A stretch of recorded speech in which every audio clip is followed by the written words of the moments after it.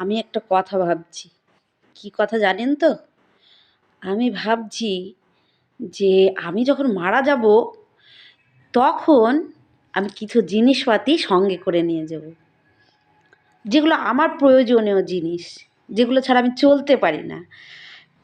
তো উম যেমন ধরো কি বলবো? মানে যেগুলো আমি ব্যবহার করি আরকি। তো ওখানে যেই তো আবার কিছু লাগবে। কি বলেন? লাগবে তো? তাহলে কি করে জিনিসপাতি আমার থুই যাওয়া যায় বলুন?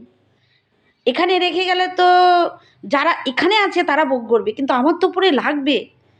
তো আমার এক বন্ধুকে বললাম যে, "দেখ আমার কিছু সাজগোজের জিনিস, বিছানাপত্র, এগুলো যেগুলো আমি সবসময় ব্যবহার করি জামাপত্র, এগুলো তো আমাকে নিয়ে যেতে হবে।"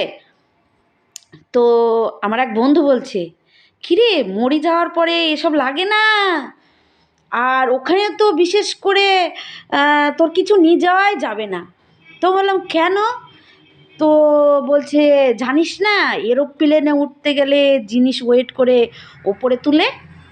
তো আমরা যখন মারা যাব না, তখন আমাদেরও ওয়েট করে ওপরে তুলবে। ওখানে কিছু নিয়ে যাওয়া যাবে না।"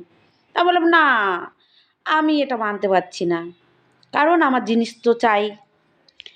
তো ও বলল, "দেখ আমরা তো এখানে বেড়াতে এসেছি, আবার ওখানে যেয়ে আবার কদিন পরে কার বাড়ি পাঠিয়ে দিবে, সেখানেই আমাদের জিনিসপাতি থাকবে। আমাদের আর জিনিসপাতি নিয়ে যেতে লাগবে না।" তো আমি ভাবলাম যে আমরা কি যাযাবর? আমাদের কোনো অস্তিত্ব নেই?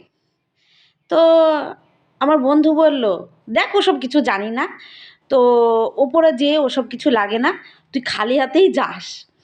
তা আমি বললাম, "তাহলে কি করে থাকবো?" তো বলল, "থাকার ব্যবস্থা তোকে ঠিক করে দেবে।" তো আপনারা কি বলেন? ওপরে যাওয়ার সময় কিছু নিয়ে যাবেন না? আমার তো খুবই ইচ্ছে আছে। আমি সব গুটিবাটি নিয়ে যাবো। তো আপনারাও রেডি হন। আর তো সময় আসতে বেশি দেরি নেই। সবাইকেই যেতে হবে।